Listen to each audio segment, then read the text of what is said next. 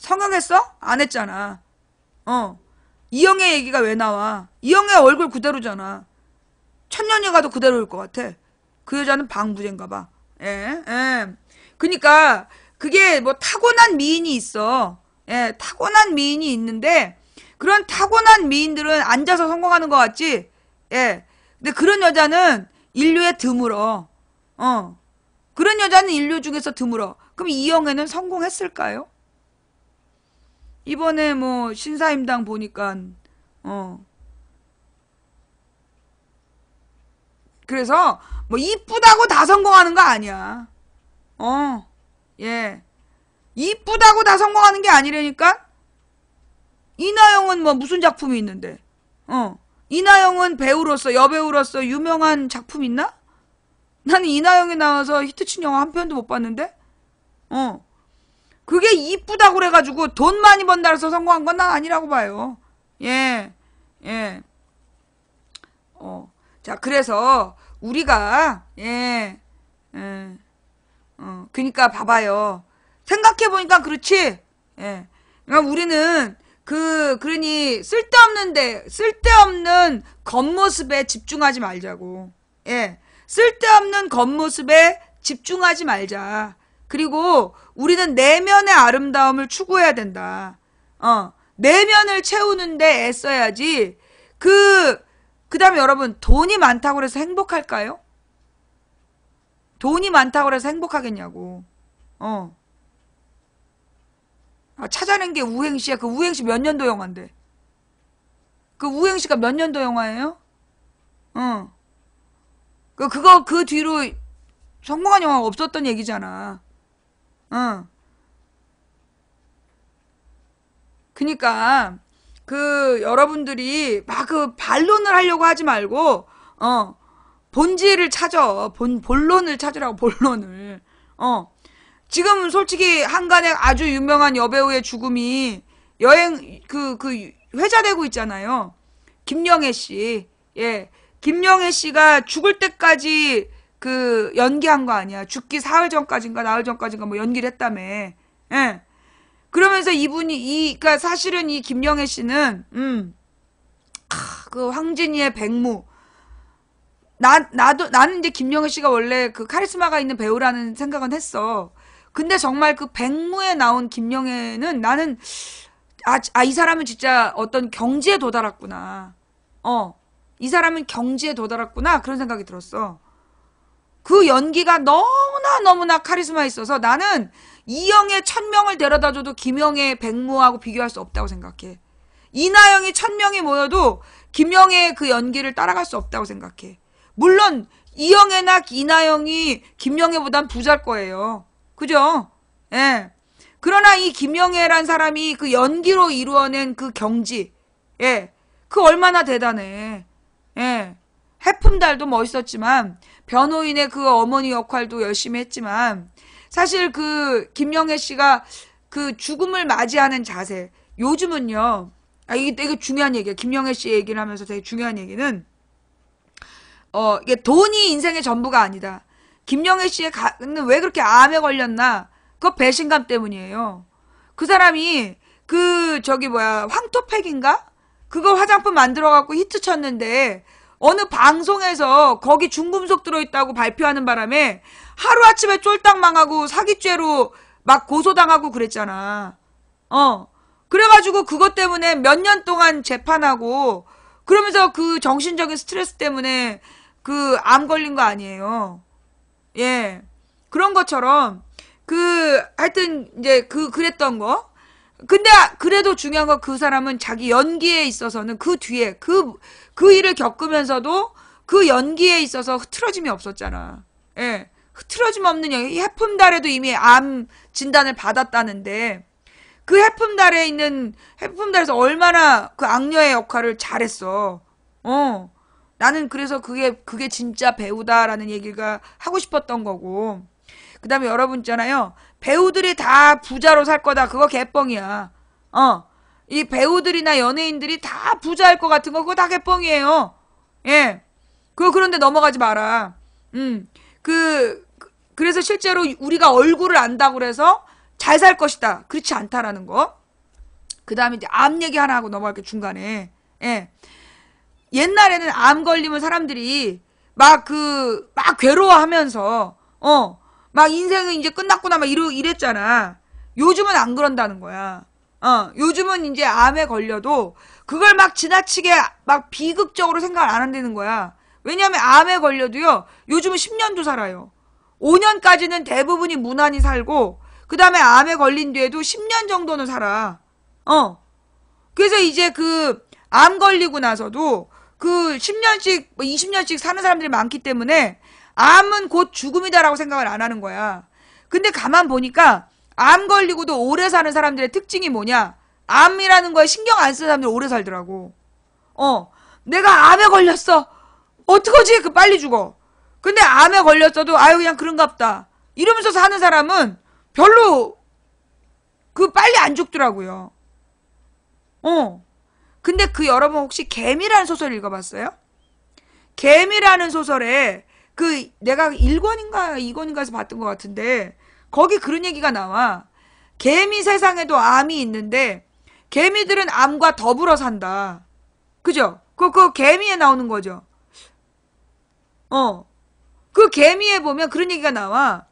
개미들은 암을 굳이 몰아내거나 제거하려고 하지 않고 그냥 끌어안고 산다. 그래서 사는 데 별로 지장이 없다. 근데요, 얼마나 웃기냐면 암에 걸린 사람들이 왜 멀쩡히 살다가 어느 날 갑자기 가서 보면 4기, 3기 이렇게 진단이 나와. 그 다음에 암 진단이 나온 사람들 보면 멀쩡히 살다가 갑자기 진단이 나와. 이게 무슨 얘기냐? 암이 있어도 모르면 그냥 사는 거야. 모르면 사라지는데 암이 있는 게 발견되면 그때부터 암 환자가 되는 거야. 모르는 게 약이라는 말이 맞는 거지. 다른 말로 암에 걸렸을 때 우리가요, 암, 죽음의 병 막 이러면서 막 암은 죽을 병에 걸렸다는 것 때문에 막 지나치게 걱정들을 하는 거야. 근데 생각해보면 말이에요. 예. 안 죽는 사람은 없어요. 우리는 모두가 죽어. 예. 우리는 모두가 죽는 거야. 근데 사실 언제 죽을지 몰라. 그죠? 우리는 모두가 죽기 때문에 우리는 모두 시한부야. 우리는 모두 시한부인데 암에 걸린 사람들은 어떻게 보면 남들보다 빨리 죽을 수 있다는, 남들보다 빨리 죽을 수 있다라는 것을 미리 알게 된 거야. 그러니까 하루하루의 삶을 남들보다 더 보람있게 살 수 있는 기회를 얻은 거예요. 근데 우리는 막 암에 걸리면 내가 시한부의 삶을 사는구나. 닥터 김사부에 보면 어떤 장면이 나오냐면 문제의 주인, 할아버지가 카지노 사장이 폐암 말기야. 그래서 폐암 말기로도 한 3개월밖에 못 살아. 그런데 이 폐암 말기의 환자가 인공심장 수술을 하는 거야. 그러면서 뭐라고 얘기를 하냐면 자기는 하루를 살더라도 떳떳하고 당당하게 살고 싶다고. 언제 죽을지 모르는 죽음을 기다리면서 살고 싶지 않다고. 나 그거 되게 철학적이고 중요한 얘기라고 생각해. 무슨 얘기냐면요, 우리가 암이라는 것 때문에 나 실제로 내가 내 주변에 있었던 사람이야. 암에 걸렸어. 남편인가 아내가 암에 걸렸어. 그런데 나머지 배우자가 교통사고로 먼저 죽었어. 암에 걸린 사람, 암에 걸렸다고 막 배우자가 암에 걸렸다고 다들 걱정을 했단 말이야. 근데 한쪽이 교통사고로 먼저 죽었어. 예. 그런 것처럼 사람의 삶이라는 게, 예. 사람의 삶이라는 게, 그리고 막 가장 황당한 경우는 그 사람이 암에 걸렸다는 얘기를 들었어. 근데 한참 지났는데도 아직도 살아있어. 막 암에 걸렸다는 얘기를 들었을 때 주변 사람들 다 걱정을 했어. 어떡하니? 근데 생각해보니까 10년이 넘은 일이야. 13년 전에 그 사람이 암 걸렸다는 얘기를 들었거든. 아직도 멀쩡히 살아있더라고. 그러니까요, 암에 걸리면 반드시 죽는다? 그게 아니더라. 그게 아니더라. 그리고 암에 걸리면 먼저 죽는다? 그것도 아니더라. 예, 그것도 아니야. 그러니까 우리가 이제 암에 대해서도 어떤 자세를 가져야 되냐면, 암에 걸렸다는 것 때문에 막 항암 치료하는 거, 근데 실제로 내가 그런 얘기 옛날에도 들었어. 그러니까 이게 외국에서도 그런다는 거야. 항암 치료를 거부하는 사람들이 많이 늘어나고 있다. 왜? 실제로 그 암 환자들이 힘들어지는 건 항암 치료 때문이래. 응. 그 항암 치료 때문에 더 힘들어진다는 거야.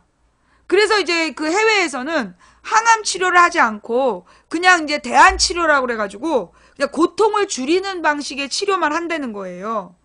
예. 그러니까는 어떻게 보면 그 항암 치료라는 그게 도리어 더 환자들에게 안 좋고요. 나한테 옛날에 우리 그 방송 초기에 편지 보내신 그분이 젊어서 암 진단을 받고 6개월인가 진단받았대. 그래서 죽는 순간까지 항암 치료 받으면서 그렇게 살고 싶지 않아서 아내랑 둘이 지리산으로 들어갔대. 지리산으로 들어가서 나물 캐서 밥해 먹고 우리 이렇게 살다 죽자. 그런데 30년째 살고 있다고. 6개월 진단받고 지리산으로 들어갔는데 그러니까 이제 나물을 캐 먹으면서 우리 죽는 날까지 이렇게 편안히 살다 죽자. 그런데 30년째 살고 있다고. 근데 진짜 그렇대잖아. 공기 좋은 데 가서 걱정 없이 그렇게 살다 보면 그 암을 잊고 사는 거야. 예. 이 암을 잊고 살다 보면 그냥 암이 그 기운을 못 쓴다는 거지. 근데 막 내가 암에 걸렸어. 그러면서 막 그 암 때문에 신경을 쓰면 암이 확 이기는 거고, 암에 걸렸어도 별 신경 안 쓰고 살다 보면 그냥 이렇게 죽을 때까지 그렇게 흉해지지 않는 거고. 근데 보니까 지금 배우들 중에 실제로 암에 걸렸는데 그 암을 알리지 않고 마지막까지 연기하다 가는 사람들이 꽤 있어요. 지금 김자옥 씨도 암에 여러 번 암이 여러 번 재발했는데 그 마지막에 그 꽃보다 언니인가? 그거 찍었잖아. 여행 프로. 김자옥도 암으로 죽었는데 그 김자옥이라는 배우가 해외 여행 프로 찍을 때 계속 누워있는 장면이 나와. 그 사람도 암에 걸려 있었던 거야, 그때. 그래서 갔다 와갖고 얼마 안 돼서 죽었어. 예. 암에 걸려가지고요, 그거 갔다 와서 얼마 안 돼서 죽었고, 그 다음에 김지영 씨라고 그 할머니 역할 잘하고, 예. 할머니 역할 잘하고, 막 이렇게 온갖 사투리를 잘했던, 진짜 이 김지영 씨는 팔도 사투리를 다 잘했대. 강원도 사투리, 경상도 사투리, 전라도 사투리, 충청도 사투리, 경기도 사투리까지 잘하는 그 배우였는데, 이 배우도 그 암으로 돌아가실 때까지 암 환자인지 몰랐대잖아. 측근만 알고. 그래서 이분도 돌아가시기 얼마 전까지 연기를 하다 돌아가셨고, 그 다음에 이번에 김영애 씨도 마찬가지고. 예. 그러니까 이제 이 요즘 사람들의 분위기가 암이라고 그래가지고 막 그 신경을 쓰는 순간 그게 상황을 악화시킨다는 거야. 그러니까 오늘 하루를 살더라도 그냥 내가 죽는 그 순간까지 최선을 다하겠다. 그러면서 산다는 거지.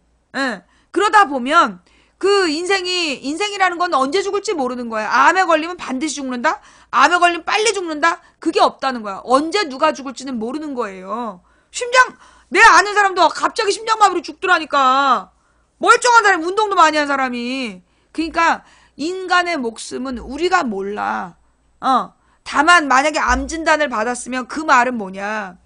네가 살고 있는 지금 오늘이 어제 죽은 사람이 간절히 바란 내일이었다. 그러니 오늘을 열심히 살으라는 뜻이다. 그래서 하루하루를 그냥 열심히 사는 거야. 하루하루를 기쁘고 즐겁게. 다만 암 환자들이 가져야 되는 자세는 뭐냐면, 첫째는 그 하루를 기쁘게 살아야 된다. 하루를 감사히 살면 돼. 보니까 암 치료예요. 이건 옛날에 어떤 책에서 본 얘기야. 암 환자들이 기분 나쁘고 힘들고 슬프잖아. 그러면 암세포가 더 늘어난대요. 근데 암 환자들이 하루하루 감사하면서 살잖아. 암세포가 줄어든대. 이거는 그게 무슨 외국의 실험에 나온 거야. 그래서 그게 미국에서 대안 치료가 유행하게 된 게 그것 때문이래요. 그러니까 암 환자들이 날마다 슬프고 막 분노하고 이러면 암세포가 더 세지고 많아지고, 근데 하루하루를 감사한 마음으로 살면 암세포가 줄어든대요. 예. 그러니까 내가 오늘 하루를 감사히 살고, 아, 내가 오늘도 기쁘게 살았고, 내가 사랑하는 가족을 하루를 더 봤구나. 그럼 감사한 마음으로 잠들면 내일 또 선물로 받는 거야. 근데 내가 오늘밖에 못 봐. 내가 이렇게 좋아하는 가족들 오늘밖에 못 봐. 내가 금방 죽을 거야. 그럼 빨리 죽는데. 그러니까 하루하루 볼 수 있는 날들을 감사히 여기고 사랑하면서 살면 계속 오래 살아서 식구들이 안 죽을 거니? 이렇게 물어보고.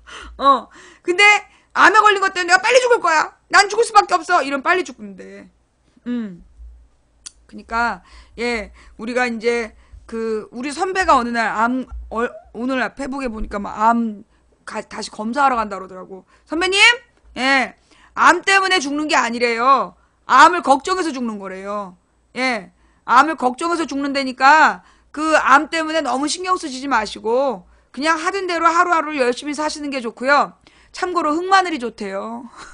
예, 그 마늘을 구워서 흑마늘을 해 드시면 그게 그렇게 암에 좋답니다. 예, 선배님은 흑마늘 많이 드세요. 예. 자, 오늘의 인트로는 여기까지 2시간이었어. 예. 왜냐면 이 인생 상담을 해야 되는데, 예, 어저께 인생 상담을 해야 되는데, 인생 상담을 했는데, 인생 상담이 많이 안 팔렸어. 예. 왜 안 팔렸냐? 이놈의 어저께 썩을 놈 새끼들이 전쟁 얘기하는 바람에, 예. 전쟁 얘기를 하는 바람에 인생 상담을 많이들 못 보셨어요. 예. 근데 말입니다, 여러분. 이 전쟁 이야기, 예. 전쟁 이야기를 내가 뉴스들을 찾아보니까 이거 주식하는 사람들이 만든 얘기더만. 그날 밤에, 그러니까 그저께 일요일 밤에 항공모함이 오고 있다만 어쩐다 하면서 막 퍼뜨렸잖아. 그거 주식하는 사람들이 퍼뜨린 거래. 뉴스에 나왔어. 이게 찌라시에서 나온 얘기래. 증권가 찌라시. 예. 증권가 찌라시에서 전쟁설이 돌았다는 거야. 그러면서 방산주에 투자하라고. 이 썩을 놈 새끼들 진짜. 방위산업주에 투자하라고 증권가에서 퍼뜨렸대. 내가 주식갤러리에 국정원 들어가 있다 그랬지. 이 주식갤러리에 국정원이 들어가 있는 것 같다. 요게 연관되어 있는 것 같아요. 그러니까 이게 무슨 얘기냐. 지금 이제 방산주에 사람들더러 투자하게 하고 그리고 나서 뭘 노리는 거냐. 우리가 방산 비리를 칠 때 그러니까는 이제 지네들이 방산 주식에 투자했던 놈들이 예, 방산 주식에 투자했던 놈들이 정권 바뀌고 방산주에 대해 그러니까 방위산업에 대해서 수사 들어가면 주식값이 떨어질 거잖아. 그러니까 방위산업 주식을 띄워갖고 팔아먹으려는 작전 아니야? 아이, 그것까지 나도 몰랐는데. 라는 소설이지. 응. 라는 소설. 예.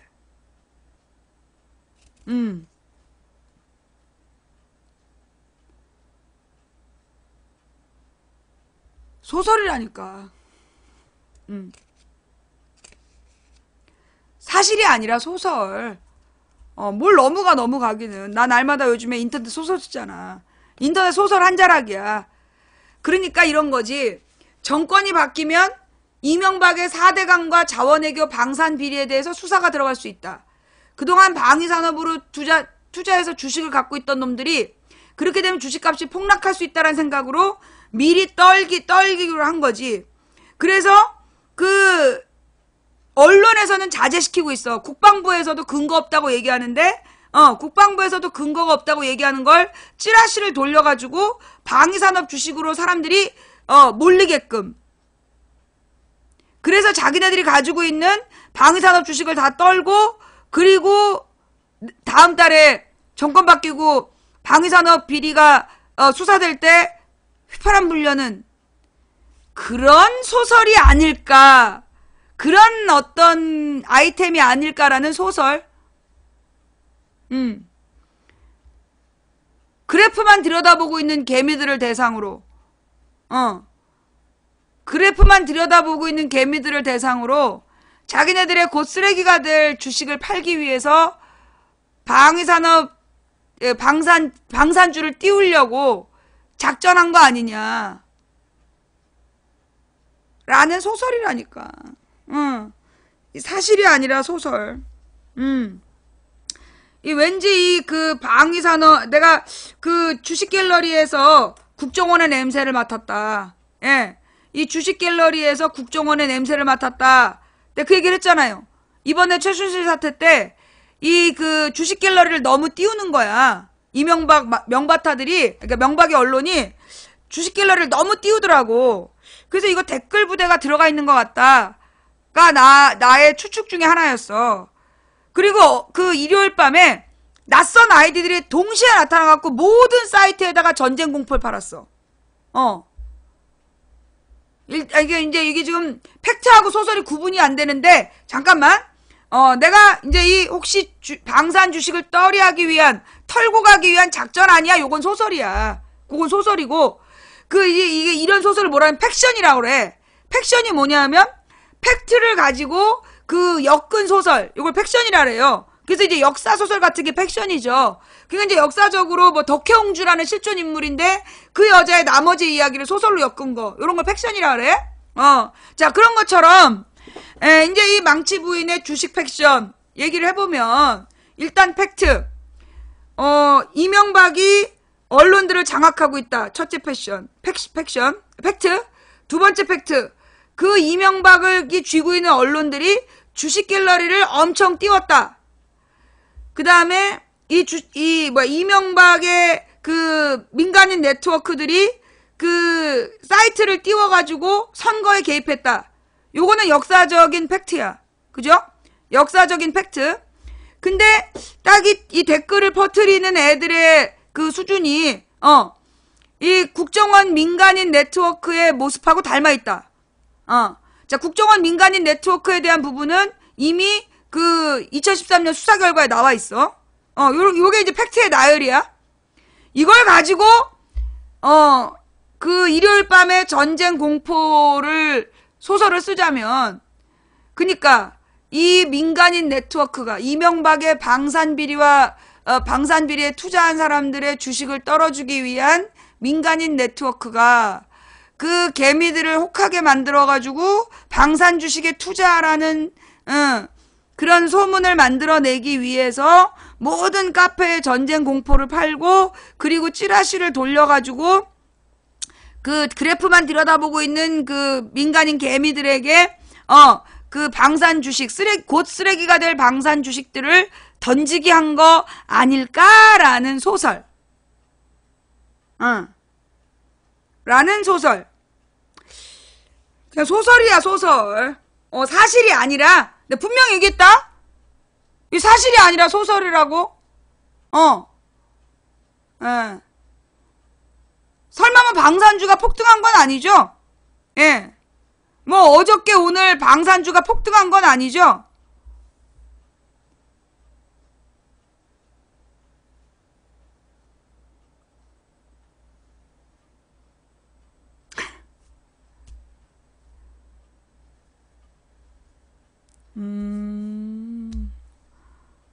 폭등했어요? 어저께 주식사신님들 당하신 겁니다. 예. 어저께 방산주에 투자하신 그 개미 여러분 또 당하신 거예요. 예. 네.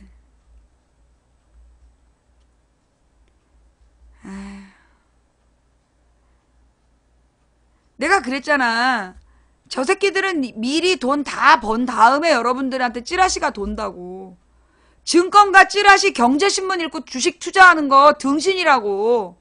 그래프만 보고 투자하는 거 등신이라고. 나는 내가 만약에 주식하잖아. 내가 만약에 주식을 한다면 나는 떨어지는 걸 사겠어. 일단 회사에 그 하는 업무, 이게 앞으로도 계속 장기적으로 유지되는 거냐 단기적인 거냐를 보는 거지. 가령 뭐 쌀과 약재가 있어. 예를 들어 내가 주식을 한다면 쌀과 약재를 이제 투자를 해. 그럼 나라면 쌀에게 투자해. 왜? 쌀이 계속 지속적으로 소비가 되는 거고, 약재는 특이한 경우에 소비가 되는 거야. 얘가 아무리 폭등한다 해도 쌀값은 떨어지고 약값은, 약 주식은 올라간다 그래도 소비량이 쌀이 더 많아. 지속적으로. 그러면 나는 쌀에 투자한다. 그러니까 예를 드는 거예요. 그러니까 주식을 투자할 때도 그 워렌 버핏이 코카콜라에 계속 투자했던 이유가 그거라며. 사람들은 코카콜라를 못 끊는다. 그래서 코카콜라에 투자한 거라며. 그런 거야. 그러니까 앞으로도 장기적으로 팔릴 거냐, 이게 미래에도 이건 유지될 수밖에 없는 거냐를 바라보고 거기에다가 투자를 한다는 거야. 근데 그런 주식 중에 갑자기 떨어진 게 있다. 그럼 거기에 투자한다는 거지. 그러니까는 앞으로도 미래의 성장 가능성이 더 있는데 이게 지금 갑자기 어떤 긴급한 스캔들로 주식값이 떨어졌다? 그럼 이 스캔들을 일으킨 게 대부분 뭐냐? 주식 큰손들이야. 실제로 여러분 그거 알죠? 아프리카에서 옛날에 아프리카 주식이 6,000원 할 때였어. 아프리카 주식이 7,000원인가 6,000원 할 때였는데 2008년에 아프리카 사장을 잡아간 거야. 아프리카 사장을 잡아가가지고 그 아프리카 주식이 3,300원까지 떨어져. 2008년에.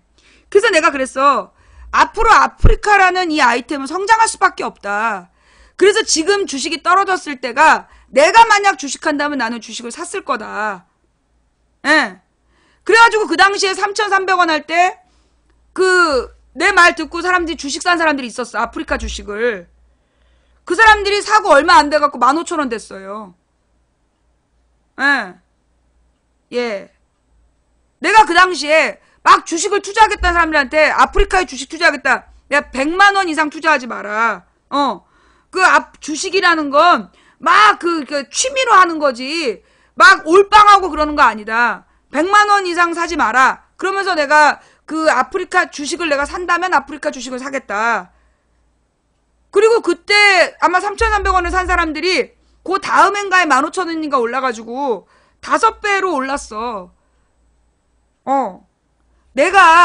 나는 주식한다면 그렇게 할 거예요. 여러분들이요, 그래프를 보면서 올라가면 뭐지 관심 갖지 마. 올라갈 때 이미 작전이야.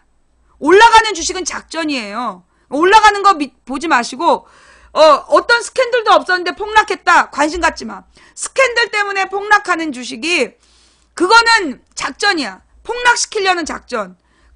지금 시중에 돌고 있는 주식이 적으니까 스캔들을 터뜨려서 그 주식을 시장에 내놓게 하려는 거야. 그러면 그때 나와 있는 원래 얘는 미래산업인데 계속 발전할 수밖에 없는데 갑자기 스캔들이 터져서 주식이 폭락했다면 그때 사는 거야. 근데 우리나라 이 개미들이 올라갈 때 사고 내려갈 때 팔아. 그러니까 계속 손해를 보는 거야. 예. 올라갈 때 사고 내려갈 때 팔기 때문에 그래서 손해를 보는 거예요. 반대로 사야 돼, 주식은. 자기 가치보다 떨어져 있을 때 사고 자기 가치보다 올라가 있을 때 사야 되는데 이게 왜 그러냐면 우리나라 사람들이 모방 심리가 강하잖아. 반도 사람들의 기질이야. 눈치를 봐야 되기 때문에 주변의 눈치를 보고 따라가는 심리가 있단 말이야. 그걸 이용해가지고 이 새끼들이 개미들을 등쳐먹는 거야. 처음엔 돈 벌게 해줘. 처음에는 막 진짜로 돈을 벌게 해주고 나중에 사기치는 거야. 그러니까 여러분들이 주식을 하실 때요, 주식의 가장 정석이 뭐냐? 올빵하지 마라. 주식은 언제나 나눠서 하는 거지 올빵하는 거 아니다. 그 다음에 그 주식은 큰 돈 하는 거 아니고 자기가 잃어도 되는 돈만큼만 하는 거야. 없어도 되는 돈만큼. 근데 우리나라 사람들이 주식을 막 빚어서 주식했다, 이거 등신인 거야. 그런 짓 하면 안 돼요. 예. 그리고 이 주식을 뭐라 그러나 단기 매매에서 단기 매매 차익을 얻으려고 하기 때문에 문제야. 주식은 내 다음 세대를 위해서 투자하는 거라고 생각해야 돼. 그러니까 주식을 고를 때는 내 다음 세대에 가서 성공할 주식이 뭔지를 감안해서 투자하라는 거야. 예.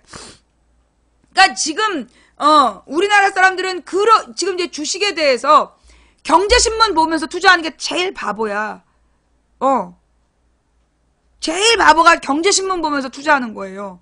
이미 경제신문에 나와서 이게 블루오션 지랄하지 말라고 그래. 그거 이미 지네들끼리 1차 주식 이제 회사 만들어. 그래갖고 일단 지네들 아는 애들끼리 다 나눠 가져. 그 다음에 이거를 소문을 내. 그래갖고 다음 투자자를 모집할 때, 이거를 처음 초기 투자자들이 비싸게 팔아먹는 거야. 그때 1차 이익을 보는 거야. 그 다음에 두 번째 내부 투자자들이 장에 올라오기 전에 지네들끼리 사고 팔아갖고 이익을 좀 봐. 그 다음에 이제 최대치가 됐을 때 시장에 내놓는 거야. 그래서 이미 개미들이 달려들어서 샀을 때는 이미 또 이제 곧 똥값 되는 일만 남아있는, 아니면 울며 겨자 먹기로 그 금액을 유지시키는 그런 주식들이야. 그러니까 요즘에 얘네들이 어떻게 파냐면, 이게 내부 정보인데 거짓말이야. 내부 정보인데 너한테 내부 정보를 주겠니? 내부 정보는 고위공직자들끼리만 주고받는 거기 때문에 내부 정보인데 이러면서 너한테 주식 사라면 100% 사기꾼이야.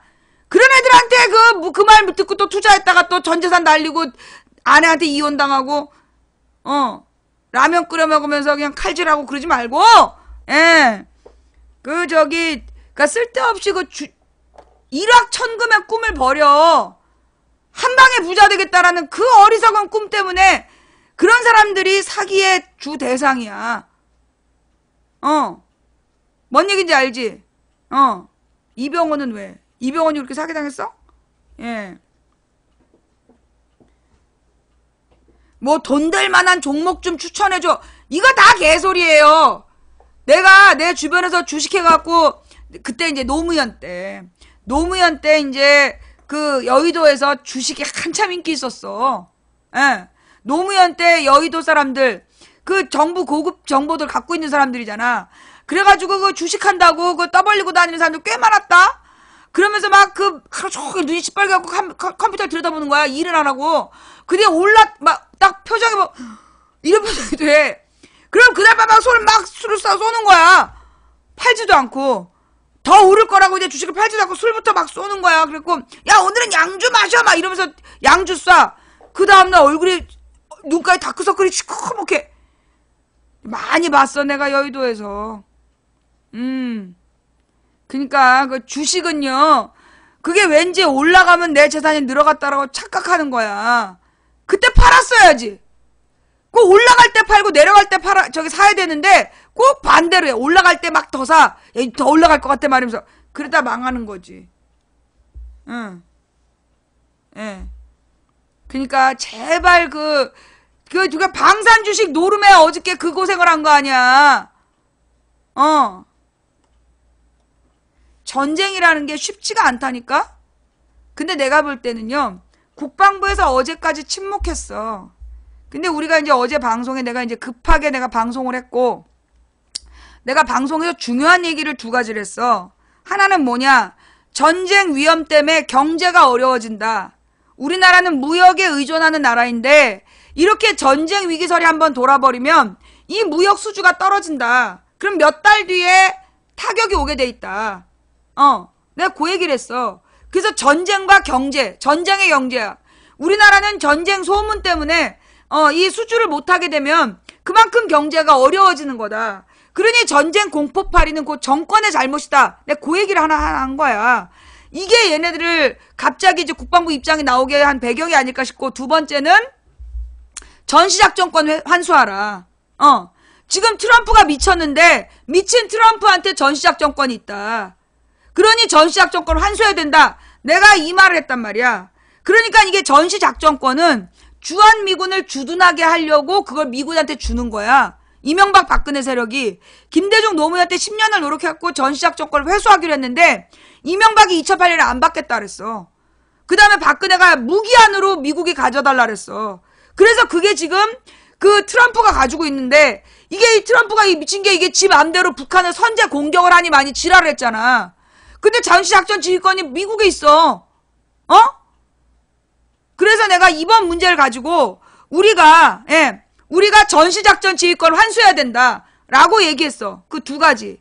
그랬더니만 갑자기 전쟁 얘기가 쑥 들어가더라고. 그지? 전쟁 얘기가 쑥 들어갔어. 더 이상 글이 많이 안 올라오고 그 뒷북치는 애들 몇 명이 쓰고 나머지는 조용해진 거야. 전작권 회수라는 얘기가 나오면, 전시작전권 회수라는 얘기가 나오는 건, 이게 전시작전권은 주한미군과 연관되어 있고, 다른 말로 주한미군이 이 땅에 있어야 그 주한미군 무기를 사고, 그 주한미군의 무기를 브로커즈를 해갖고 돈 버는 놈들, 그 돈을 나눠 먹는 놈들, 이런 놈들이 지금 어딘가에서 댓글 쓰고 그 돈 대고 있는 거거든. 근데 전시작전권 환수하자 그러니까 밥줄 끊기게 생겼거든. 그러니까 국방 쪽에서 그 전쟁 공포팔이 하던 애들이 갑자기 놀란 거지. 라는 소설. 4월 위기설이라는 말은요, 여러분 4월 위기설이라는 말이, 예, 만약에 작년부터 나왔다면, 작년 가을부터 4월 위기설이 나왔다면 진짜 위기설이야. 그런데 4월 위기설이라는 말이 언제 나왔어? 얼마 전에 뜬금없이 나왔어. 이 4월 위기설이 나온 이유는 내가 볼 때 두 가지야. 첫째, 대선용이에요. 대선 때 그 소위 보수, 그러니까 자기네들 말로 보수표, 다른 말로 친새누리표를 결집시키기 위한 안보파리를 해서 그 대구 경북표를 결집시키려는 목적이 하나이고, 또 하나는 4월 16일 세월호 3주기잖아. 세월호 3주기를 그 초치기 위해서, 그래서 4월 15일 김일성 생일을 팔아먹는 거지. 4월 위기설은 세월호 3주기 지나면 나는 가라앉을 얘기가 아닐까 싶어. 예. 돌아오는 주일날이 부활절이고, 이 세 번째 4.16이 내가 볼 때는 큰 의미가 있는 것 같아요. 예.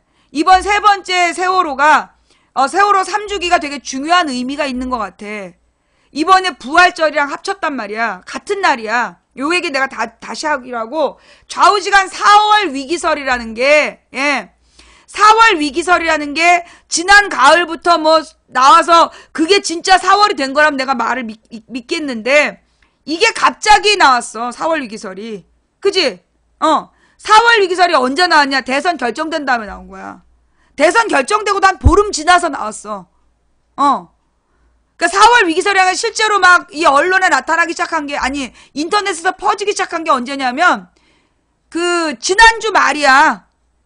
지난주 후반에 가서 4월 위기설 얘기가 나왔어. 인터넷에 퍼진 거는. 결국 무슨 얘기냐면요, 4월 위기설은 내가 볼 때 그 세월호 3주기, 예, 세월호 3주기 초치기의 용이 강하고, 그 다음에 그 대구 경북의 그 안보 중심주의자들, 얘네들 표 모으려고 결집시키려는 용도로 이 사건을, 그 4월 위기설을 퍼뜨린 거 아니냐. 그죠? 지난주에 나왔지. 지난주 말에 나왔지. 그지? 그 4월 위기설이라는 게 지난주 말에 나온 거야. 그러면 뭐냐, 시점상. 이게 대선용이면 그 4월 15일을 강조 안 했을 거야.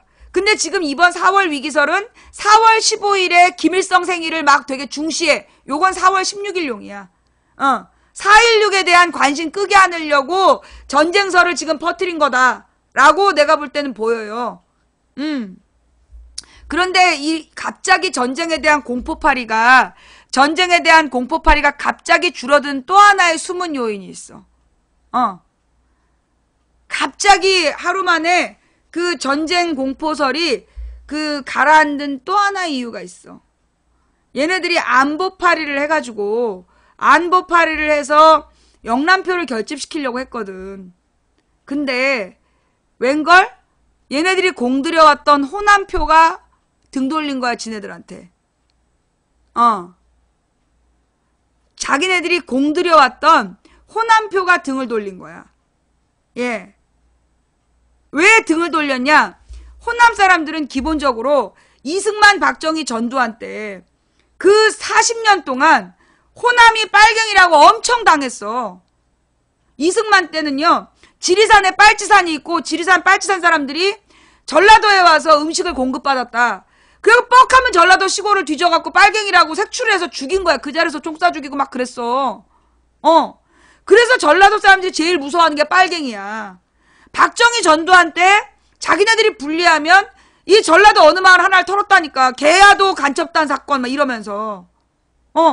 그래서 이 호남 사람들 빨갱이 얘기 나오면 굉장히 민감해져요. 그래서 여러분, 이명박이가 국정원 일베들 데리고 욕한 게 누구야? 홍어 전라디언 죽여야 된다. 그거 알죠? 일베 애들이 계속 욕한 게 누구야? 홍어가 누구야? 전라도. 전라도 사람들을 홍어 전라디언이라고 비하하면서 빨갱이라고 빨갱이라고 욕했잖아. 그죠? 그래서 이게 호남 사람들은 전쟁 얘기가 나오면 그 공포로 돌아가는 거야. 그래서 영남하고 다른 분위기야. 영남은 안보 이런 얘기로 가. 그런데 호남은 민주 세력으로 결집하게 돼. 그 내가 볼 때는 그 호남 분들한테 한번 물어봐요. 전쟁 얘기가 확 돌면 호남 사람들이 생각이 바뀌어. 분위기가 명바타로 흔들리던 사람들이 갑자기 조용해졌다. 전쟁 공포 때문이야. 본인이 호남인데 갑자기 어제 오늘 분위기가 달랐다. 손 들어봐봐. 명바타를 막 띄우던 사람들이 갑자기 어제 오늘 조용해졌다. 손. 호남에 사시고 호남 분들 주변에 그러니까 이 수도권에도 호남 분들 많이 사는데 계속 명바타 얘기하던 사람들이 갑자기 전쟁 얘기가 나오니까 조용해졌다. 명바타 얘기가. 이게 역풍부인 거야. 지역 갈등은 박정희가 공식적으로 이용을 했고요. 전두환이 그러니까 박정희 때 만들어서 전두환이 지역 감정을 완전히 강화시킨 거고, 예. 그러니까 이제 박정희 때는 자생적으로 김대중, 김영삼으로 갈라졌던 거고, 전두환이 지역 감정을 이용했던 거고, 지금 이제 이 호남은 빨갱이라는 말로 광주가 있잖아, 광주. 광주를 군인 경찰이 짓밟아 놓고 빨갱이라 그랬잖아. 간첩이 와가지고, 선동을 해서 난을 일으켰다. 그렇게 주장했던 게 그것들이 전두환 세력 아니야. 예. 그런 거 못 느끼는 분이면 주변에 친구들이 없나 봐요. 예, 호남이 아니어서 못 느끼나 봐. 자, 그 호남에 있는 분들은 뭔가 느낌이 들지요. 뭔 얘기하는지 알지? 호남에 사시는 분들은 확실히 며칠 어저께 분위기가 확 바뀐 거 느껴졌죠? 그거야. 그래서 쟤네들이 지금 전쟁 공포파를 하다가 갑자기 덮은 거야. 예. 일단 그 전시작전권 환수하라. 그 얘기. 두 번째로 우리는 무역에 의존하는 나라인데 이렇게 전쟁의 공포가 있으면 경제를 망하게 된다. 이거 그 다음에 결정적인 거 황교안 얘기. 황교안이가 그 미필이잖아. 자기 두드레기라서 미필인데 뭐 미필도 군필로 해야 돼. 군 면제는 군필로 봐야 된다 그랬다며? 어디서 나온 논리니? 우리 조카가 혈우병으로 군 면제야. 근데 서류상 뭐라고 나온지 알아? 미필 사유라고 나와. 어디서 면제도 군필이다. 그럼 면제가 군필이면 장애인도 다 군필이야. 여자들도 다 군필이고. 어디서 이런 개소리를 해? 면제는 군필로 본다고 누가 그랬어? 지랄. 우리 조카가 혈우병으로 군면제야. 그런데 면제인데 서류상 미필 사유 혈우병 이렇게 나와. 어디서 황교안이 군필이라고 개소리라고 자빠졌어? 지금 트럼프 미쳤지? 그 다음에 푸틴 제정신이 아니지? 김정은은 원래 미쳤지? 그 다음에 아베는 덩달아 미쳤지? 지금 아베는 지 마누라 스캔들, 트럼프는 지지율이 그 공약을 지킬 수 없는 공약을 주장해가지고 계속 공약이 까이고 있는 거야, 법적으로. 그래갖고 지지율이 폭락 중이었죠. 그 다음에 저 푸틴은 이 트럼프하고 원래 친한데 시리아 문제로 지금 반쯤 미쳐있지. 그러면 지금 트럼프, 아베, 푸틴 미친 데다가 김정은 원래 미쳐있어? 그러면 이제 6개 나라, 우리 주변에 6개 나라 중에 2나라 남아. 시진핑하고 황교안이야. 근데 황교안은 미필이야. 이 위험한 상황에서 전쟁에 나래마래 하는데 국군 통수권을 쥐고 있다는 황교안이가 미필이라니까. 그런 주제에 무슨 전쟁을 불사하고 지랄을 하고 자빠졌어. 그랬더니만 뭐 면제도 군필로 봐야 된다나? 지랄. 내가 대학교 졸업할 때 학교에 이력서가 붙어. 아니 이제 모집 공고가 붙어요. 근데 거기 뭐라고 붙냐면 군필자여야 한다라고 나와 있어. 그래서 군필이 뭐냐? 군역을 마친 사람이래. 그래서 그러면 나는 그래서 그게 남자 중에서는 군역을 맞춰야 된다는 얘긴가 보다. 군대 갔다 와야 뽑는다는 얘긴가 보다. 군대 안 간 사람은 아직은 이제 응시하지 말란 얘긴가 보다 했어. 그게 아니라는 거야. 군필자여야 한다. 그 말은 여자는 응시하지 말란 뜻이었어, 그게. 우리가 대학교 졸업할 때 군필자 이게 제한 조건이었어. 그때 그 말은 뭐냐면 여자는 군필자가 아니기 때문에 지원할 수 없다는 뜻이었어. 군필이란 군역의 의무를 진 자야. 그래서 우리는 아예 의무가 없는데 왜 우리는 안 되냐? 어쨌거나 너네는 면제이기 때문에 군필자가 아니라는 거야. 그래서 이력서 한 장 못 쓴 애들이 많았다니까. 학점이 좋아도. 어디서 지금 면제도 군필이라는 개소리를 해. 그래서 그 얘기 맨 처음에 한 게 누구냐? 그놈 좀 보자.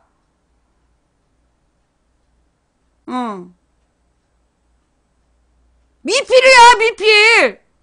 두드러기 미필 주제에 무슨 군필이라고 개빵을 쳐. 우리 조카는 혈우병으로 군대 못 간 것도 미필 사유라고 얘기하는데. 이것들이 말이야. 쥐젖을 빨고 닭똥꼬를 빠는 짓을 하고 있어야죠. 옛날에 이명박 때 전쟁도 불수한다고 저벅저벅 걸어다니면서 11명이 모여갖고 NSC라고 국가안보회의를 해. 거기 8명인가 7명이 미필이었어. 4명이 군필자였어. 박근혜 때도 마찬가지야. 박근혜 때도 제일 오래 군역한 게 18개월 방위든가? 그지? 18개월 방위가 제일 그나마 오래 한 애였고 대부분 미필. 어떤 애는 한 달. 그런 것들이 모여 앉아갖고 전쟁 불사. 안보.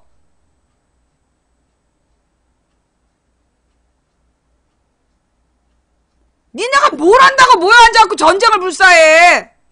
내가 뉴욕을 갔잖아. 뉴욕을 갔을 때 그 장로님께서 아이젠하워 파크라는 데를 데려가셨어. 아니 전쟁 기념 공원 왜 데려가냐고. 그런데 거기서 딱 하나님께서 나한테 가르침을 주신 거야. 장로님도 왜 데려가는지 모르고 짜신 건데 그 아이젠하워라는 장군이 굉장히 중요한 말을 했어. 뭐냐? 전쟁을 쉽게 말하는 자는 전쟁을 경험해보지 않은 자들이다. 전쟁하자고 쉽게 말하는 자들은 전쟁의 참혹함을 모르는 자들이다. 그러니까 우리 방에 와서도 전쟁 한 말해요. 이것도 전부 미필이야. 진짜 군대 갔다 온 사람들은 그리고 전쟁을 겪어본 사람들은 전쟁하자는 얘기 못해. 어디서 이 새끼들이. 자, 언론하고 네티즌들이 따로 움직였어요. 어저께는 그러니까 일요일 밤부터 어저께 오전까지 막 이 주식에 동원돼. 아니 이건 내가 볼 때 민간 네트워크야. 이명박의 민간인 네트워크가 움직였어. 분명히. 내가 볼 때는 그래. 이명박의 민간인 네트워크라고 난 생각해. 소설이야. 여기부터가 소설이에요. 어제 움직인 애들은 분명히 이명박의 민간인 네트워크라고 보인다. 방산주 문제를 털기 위해서 방산주에 투자해놓던 놈들, 걔네들이 지금 작전하려고 그 이명박을 지지하는 민간인 네트워크가 움직인 거다. 그래서 방산주에 투자하라고 막 떠벌떠벌하고 다닌 거다. 라는 소설이야. 언론은 어저께는 그 얘기를 안 했어. 어저께는 전쟁 얘기를 어저께 진짜 무시했어요. 어제 이상하게 뭐 그 연합뉴스나 뭐 YTN이나 전쟁 이야기 뭐 이런 얘기 안 했어. 국방부에서도 그런 얘기 안 했어. 근데 네티즌들만 일요일 밤부터 어저께까지 계속 떠벌떠벌 된 거야. 그러더니만 네티즌들은 어제 낮에 딱 정리가 됐어. 근데 언론이 오늘 뭐 전쟁 이야기 항공모함이 왔다는 둥 뭐 이런 얘기를 몇 마디 하고 있는 거야. 그런데 그렇게 강하게 얘기는 안 해. 그러면서 외신들이 난리 났다라고 얘기를 했어. 그래서 내가 BBC하고 CNN하고 봤어요. 근데 BBC나 CNN에서 다루는 건 뭐냐면 미국이 시리아를 공습한 문제. 너 부른 거 아니다, 시리아? 예. 미국이 시리아를 공습한 문제를 다루고 있었어. 그게 국제법의 위반이냐 아니냐. 이게 다 논점들이었어. 이게 왜 그러냐 하면 이제 미국에서 시리아를 공습했잖아. 근데 미국이 시리아를 공습한 이유가 뭐냐 하면 시리아 정부군이 화학물 공격을 했다는 거야. 화학 무기를 썼다. 그런데 시리아 정부군이 화학 무기를 썼다는 증거가 나왔어 안 나왔어? 미국에 그러니까 시리아 정부군이 화학 무기로 그 마을을 공격했다는 증거가 나왔어요 안 나왔어요? 안 나왔어요. 그런데 미군이 그 시리아를 공습한 거야. 그러면 이거 내정 간섭이야. 내정 간섭이고 명분 없는 공습이 되는 거야. 이거는 국제사회에서 미국을 편들 수 없는 일이 벌어진 거야. 예. 증거가 밝혀지지 않은 상태에서 미국에서 시리아를 공습했단 말이야. 이거 국제사회 문제 될 수밖에 없는 거예요. 그런데 트럼프가 왜 저런 짓을 하느냐 하면 트럼프 지지자들이 한국 박사모랑 비슷한 거야. 한국 박사모들 보면 일단 논리적인 사고가 안 되잖아요. 논리적 사고가 안 되고 합리적이지가 않아. 근데 트럼프의 지지자들이 마찬가지야. 트럼프 지지자들도 논리적이고 합리적 사고가 안 되는 거야. 그래갖고 시리아를 무조건 공격했다. 트럼프 멋져! 이러면서 투사모들이 지랄을 하는 거야. 투사모들이 막 열광하니까 트럼프가 야 시리아 맞고 북한 너! 이러면서 어저께 쇼를 한 거야. 근데 그 쇼 때문에 그 쇼로 인해서 우리나라는 경제적으로 앞으로 1년은 가는 거죠. 트럼프의 이 쇼 때문에 오늘 우리가 무역 수주를 못 받으면 어제 오늘 우리가 무역 수주 못 받으면 이거에 대한 후폭풍은 몇 달에서 몇 년은 가요. 이게 무역에 매달려 있는 나라의 문제점이야. 예. 내 말은 못 믿겠지?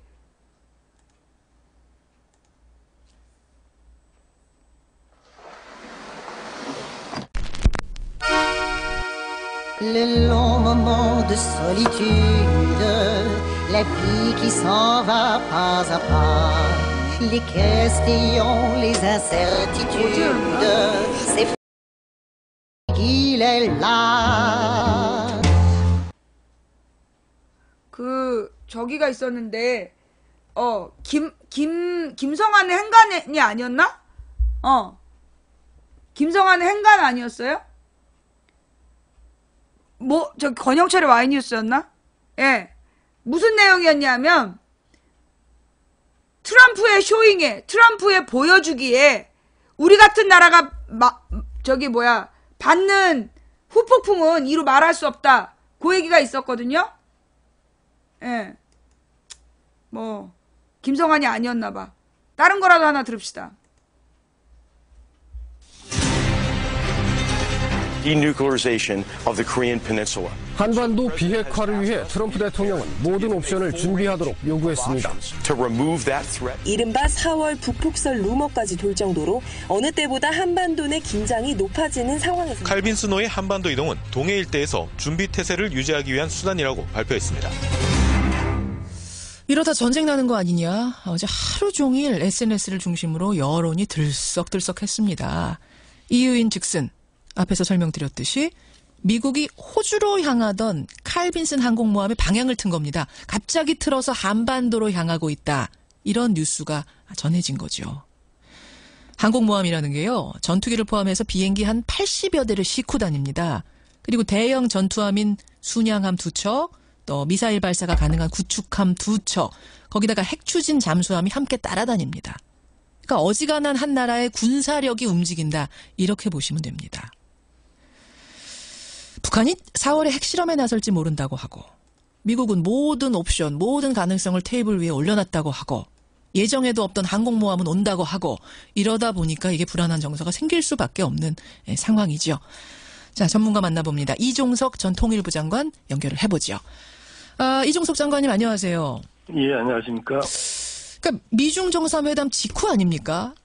예. 미중 정상회담에서 분명히 우리 북한 이야기, 북핵 이야기를 했던 거고 그러자마자 칼빈슨호는 한반도로 온다고 하고 이게 지금 예사로운 상황이 아닌 건 분명해요. 예, 지금 사실 상당히 위기 상황이 좀 아니냐 이런 얘기들을 하고 있고요. 예. 어느 정도는 그런데 지난달부터 이제 북핵 실험 가능성이 점쳐져 왔지 않습니까? 그렇죠. 아직까지 뭐 어떻게 될지 모르지만, 근데 이런 상황에서 미중 정상회담에서 이제 서로 의견 일치가 전혀 없었기 때문에 예. 이런 상황에서 칼빈슨호가 이제 한반도로 이제 방향을 트니까 아무래도 긴장이 고조될 수밖에 없죠. 그렇죠. 특히 이제 그 칼빈슨호가 뭐 아시는 것처럼 미군의 시리아 폭격이 있은 직후에 또 이렇게 이 한반도 행이 보도가 되고 있고 예, 예. 또 트럼프 대통령을 비롯해가지고 미국 지도자들이 지금 북한 핵에 대해서 강경 발언을 지금 잇따라 하는 상황이니까. 그렇죠. 그러다 보니까 사실은 칼빈슨호가 한반도 쪽을 향해서 어떤 일을 할지는 모르지만 이거와 상관없이 이미 위기고조 요인으로 그 자체가 작용하고 있다 이렇게 볼 수 있습니다. 그러니까 미국이 지금 주시하고 있는 곳이 시리아와 북한인데 시리아는 공습을 했단 말입니다. 아주 갑작스럽게 공습을 한 마당에 이제 북한 하나 남았는데 북한을 향해서 칼빈슨호가 온다 하니까 이거 여러 가지로 연상을 하게 되는 이런 상황이에요. 네. 자, 그렇다면 단도직입적으로 이 장관님. 지금 한반도 상황이 진짜 전쟁의 위험이 있는 수준입니까? 글쎄 저는 뭐 칼빈슨호가 지금 한반도로 향한 것을 빼고 나서 얘기하자면은 예. 지금 과연 뭐 그럴 만큼의 위기 상황인지에 대해서 상당히 의문을 갖습니다. 물론 뭐 말씀드린 것처럼 북한이 핵실험할 가능성이 지금 제기되고 있고 예, 예. 또 사드 문제가 영내 긴장을 좀 뭐 이렇게 약간 고조시켜 놓긴 했지만은 이제 안정적인 상황이라 할 수 없죠. 그렇지만은 미국 항공모함이 한반도에 출동해야 할 정도의 상황이라 이렇게 보기는 어렵고요. 그리고 또 최소한 우리가 이제 한반도에서 뭐 위기가 있다, 이 전쟁 뭐 이런 걱정을 하려면은 예. 남북 간에 이제 군사력 충돌이 이제 크게 일어나거나 예. 또 아니면 뭐 우리가 북한에서 핵실험 같은 걸 갖다가 굉장히 크게 강행을 했다든가 이런 정도의 상황이 발생했을 때 예. 우리가 얘기할 수 있는데 지금 그 상황이 아니지 않습니까? 그렇죠. 그렇기 때문에 현재 상황을 굳이 위기로 표현한다면은 저강도 위기다. 그런데 문제는 예. 이런 저강도 위기에서 칼빈슨호가 한반도를 향함으로써 예. 오히려 인위적으로 이게 고강도 위기로 끌어올려지는 느낌 같은 걸 받습니다. 아, 저강도 위기인데 오히려 네. 칼빈슨호가 방향을 틀면서 고강도 위기를 만들어 버렸다고요? 그럴 위험성을 갖고 있다는 거죠. 지금 아직 그렇다는 뜻이 아니라 왜냐하면 예. 만약에 칼빈슨호가 정말 뭐 북핵 실험에 대비해서 군사적 시위를 하기 위해서 이동하는 거라면은 예. 이건 좀 우려가 됩니다. 왜냐하면은 강대강을 부딪혀가지고 이게 그러면 굴복하는 게 북한이 아니지 않습니까? 그렇죠. 그래서 북한이 만약에 미국의 이런 군사적 시위에 대해서 예. 이거 아랑곳하지 않고 핵실험을 할 가능성이 굉장히 높은데요. 만약에 핵실험을 했다고 치면 예. 그러면 고강도 군사적 시위를 미국이 하는 가운데 북한이 핵실험을 했다면은 미국이 아무런 조치 없이 물러서기가 어려운 거 아닙니까? 어렵죠. 결국은 미국 자체가 위통수를 만드는 거거든요, 상황을. 하하. 그러니까 미국이 지금까지 북한이 지금 핵실험을 한 것도 아니고 예. 더욱 이 핵실험을 한다 하면은 명분이 없는 거죠. 유엔에서 일련의 제재 조치를 향한 일련의 과정을 거치면서 그다음에 어떤 미국도 거기에 따라서 어떤 행동을 해야 되는 거 아니겠습니까? 그렇죠. 그런데 미리 와서 이렇게 얘기한다는 건 예. 더욱이 아직 실험을 하지 않은 상태에서 이게 사실은 경고를 준다고 얘기할지 모르지만 자칫하면 이거 자체가 굉장히 위험한 위통수 상황이 된다. 그런 점에서 미국이 이 점을 유념해야 되고 또 미국이 잘못하면 예. 위기를 억제하고 관리하기보다는 예. 증폭시키고 있다. 이런 한간의 지적들에 대해서 정말 귀 기울여야 된다고 생각을 합니다. 그 빌미를 줄 수 있다는 거잖아요. 뭘 북한이라는 곳이 아주 합리적으로 사고하는 곳이 아니라는 걸 뻔히 알면서도 왜 가서 지금 자극하느냐 이걸 걱정하시는 건데. 그리고 빌미도 주지만 예. 북한이 만약에 저희들이 그 스케줄에 의해서 실험을 하게 된다면은 예. 칼빈슨호가 와서 시위한다고 실험을 안 할 건 아니거든요. 안 할 건 아니죠. 예, 포기하지 그런 않을 나라가 겁니다, 제가 아니죠. 볼 때. 예. 물론 스케줄에 실험이 포함되지 않으면 안 할 것이고요. 예. 근데 만약에 실험을 했다고 치면 그때는 어떻게 할 겁니까? 어떻게 할 건가? 만약에 칼빈슨호가 와가지고 적당하게 한반도 바깥 수역에서 또는 아주 강력한 뜻을 취하지 않았다면은 예, 예. 난데 강력한 의지를 표명했다면은 북한 핵실험에 대비한 예. 그때는 미국이 가만히 있을 수가 없잖아요. 그런 점에서 스스로 위통수 상황을 만드는 거다 이렇게 되면. 아니 그럼 전 들으면서 장관님 이 정도 얘기를 이 정도 상황을 미국에 있는 북한 전문가들이 모르는 게 아니잖아요. 왜 그럼 그러니까 알면서도 왜 갑니까 지금? 왜 그런 상황을 만듭니까? 이유가 뭐예요? 그러니까 이제 미국 사람들은 한반도에서 위기가 고조되고 그것이 만약에 전쟁이나 이런 걸 나갔을 때 예. 그것이 어느 정도의 재앙이냐 하는 거에 대해서 많은 미국 사람들이 알고 있어요. 근데 지금 트럼프 정부는 그걸 정확하게 알고 있는지 또 우리만큼 절실하지가 않지 않습니까? 우리만큼 그런 게 절실. 항상 걱정이 되죠. 그러니까 미국 트럼프 정부에서 지금 북한 문제 담당하고 있는 사람들이 도대체 어떤 사람들인지 정확히 모르는 상황이군요. 예, 그분들이 지금 정부를 구성한 지 얼마 되지 않지 않았습니까? 예. 근데 그분들이 정말 뭐 오바마 정부의 전략적 인내에 대해서 실패했다고 한 것까지는 뭐 그럴 수 있는데 그러면 어떤 정책을 쓴다면 나름대로 검토도 해야 되고 예. 뭐 조문아 씨나 북한하고도 얘기를 해봐야 되지 않습니까? 예. 근데 이런 일련의 과정이 없이 지금 나오니까 걱정이 되죠. 이분들이 어떤 분들인지 저도 잘 모르겠고. 그래요. 중국하고 이제 미중 정상회담에서 얘기가 잘 안 풀렸기 때문에 중국을 압박하기 위해서 진짜 무슨 선제 타격을 하기 위해서 오는 게 아니라 압박하기 위해서 중국아 저 핵 문제 좀 잘 풀어봐라라는 메시지를 보내기 위해서 슬슬 이동하고 있는 거다라는 해석들을 많이 하시던데.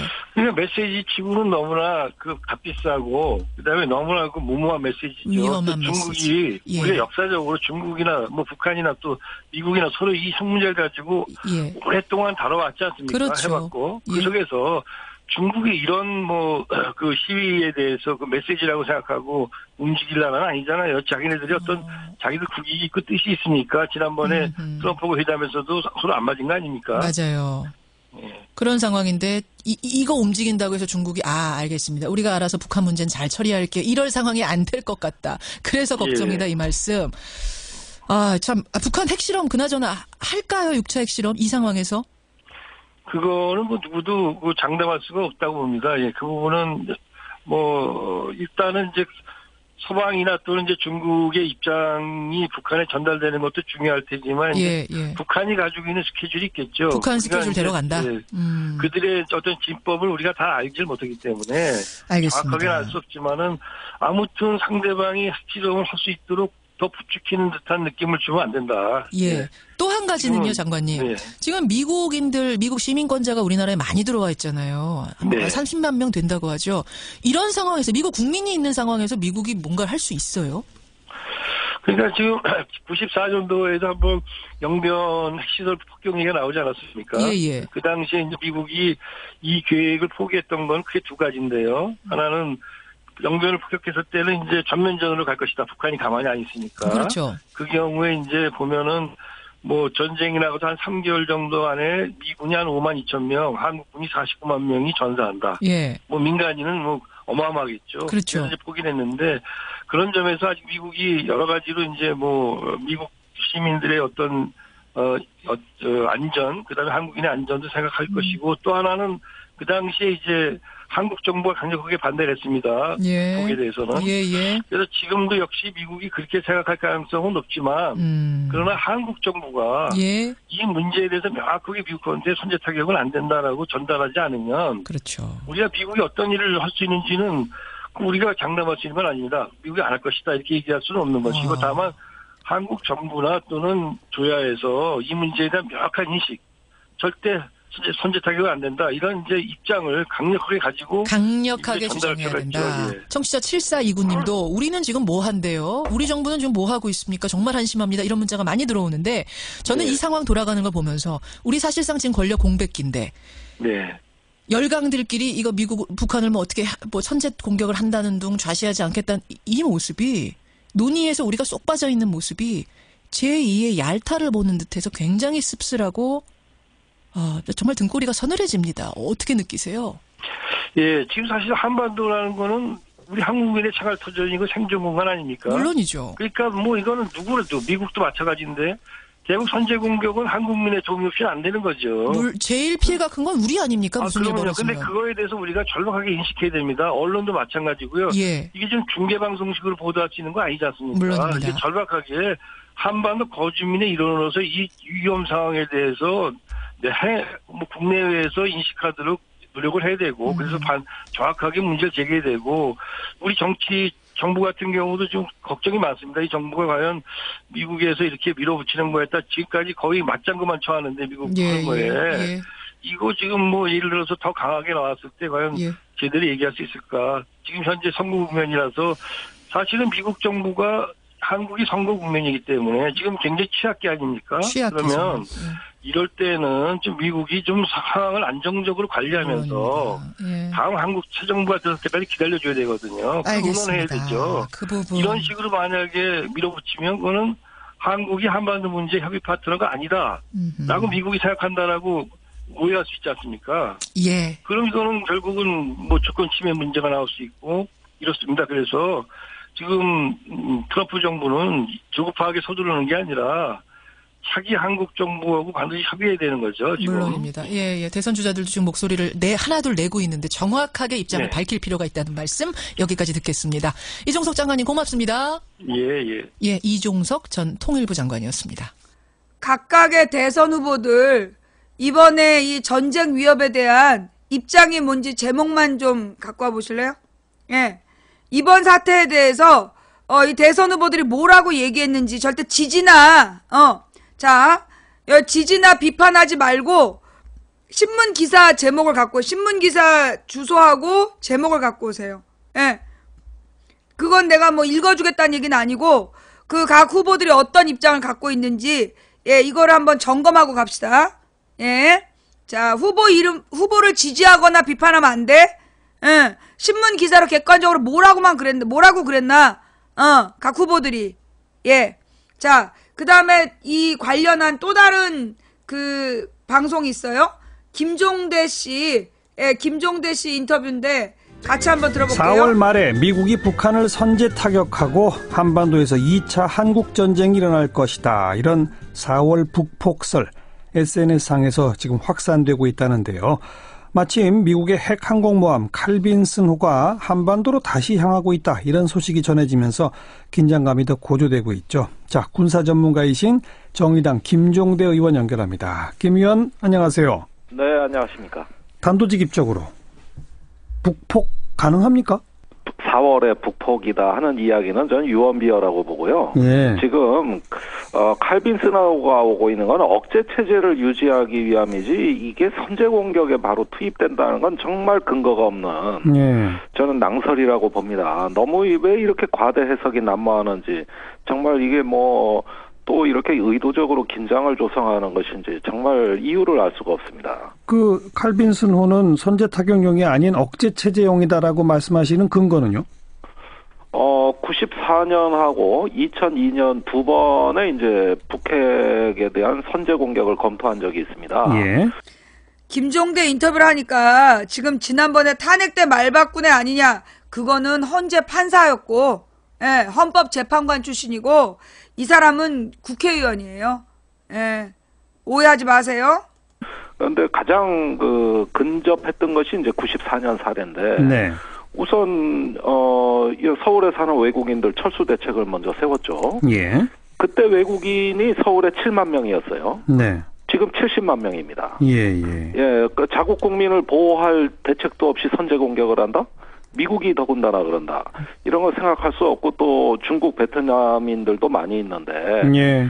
지금 국내에서 우리 동의 없이 미국이 단독으로 선제 공격할 수 있는 체제가 아닙니다. 네. 오히려 94년, 2002년보다 지금은 더욱더 서울이 국제화됐고 가치 있는 국제 무대, 즉 이걸 군사 용어로 가치 표적이라고 하는 건데. 예. 북한의 보복에 대한 어떤 대책을 안 세우고 선제 공격을 감쪽같이 한다? 이거 있을 수 없는 일이죠. 네.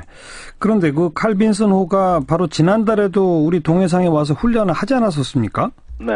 그랬다가 원래 호주 쪽으로 가기로 했는데 다시 지금 방향을 틀어서 오고 있는 거. 그 이유는 뭐예요, 그러면?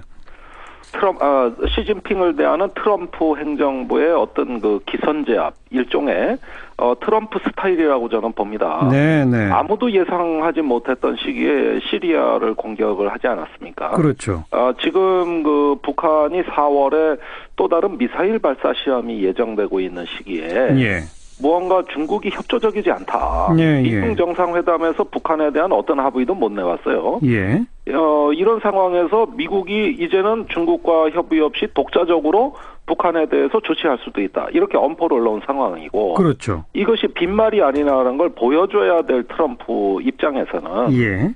칼빈슨 항모를 전격적으로 전개함으로써 예. 중국과 북한에 상당한 메시지를 줄 수 있다. 네. 아마 이렇게 계산하지 않았는가 싶고요. 예.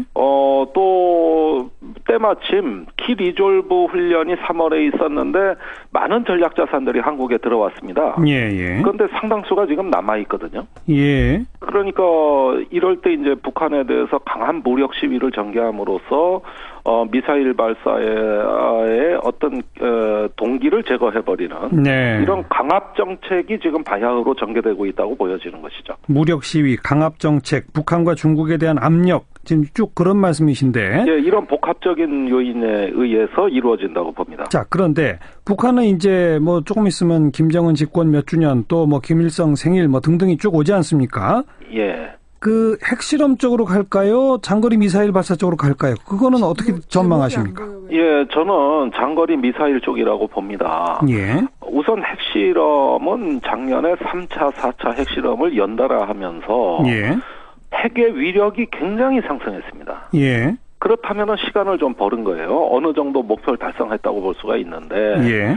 미사일의 경우에는 주어진 계획대로 개발을 계속해야 되거든요. 예. 그러니까 핵보다는 미사일 쪽이 조금 더 급하다. 예. 결국은 핵탄두와 미사일이 만나야 되는데 핵탄두 쪽은 작년에 폭발한 위력이 상당합니다. 예. 20kg톤에 육박을 하는 이런 어떤 그 위력이 입증이 됐기 때문에 예. 이 정도면 됐고 문제는 그걸 운반할 수 있는 운반체로서의 장거리 미사일에 더 주력하지 않겠는가. 알겠습니다. 예. 그럼 이제 가장 결정적인 질문인데 지금 그 핵항모까지 다시 오고 막 이런 모든 게 북한이 그런 도발을 못하도록 하기 위한 압박이라고 말씀하셨잖아요. 네. 그럼에도 불구하고 북한이 장거리 미사일 발사를 했다고 치면 그럼 어떻게 되는 겁니까? 지금 중국의 입장도 매우 긴박해지고 있어요. 예. 우다웨이 특별사무가 한반도 담당 특별사무가 지금 한국에 들어와 있지 않습니까? 예. 이거 한중 관계가 단절된 상황에서 이례적으로 들어온 거거든요. 예. 이러면서 미국과 중국이 각기 북한을 만류하고 또는 협박하는 네네. 이런 흐름들이 동시에 나타나고 있습니다. 예. 그런 것을 다 도외시하고 북한이 정말로 태양절 예컨대 4월 15일을 기준으로 해가지고 어떤 모종의 전략적 도발이 있다. 네.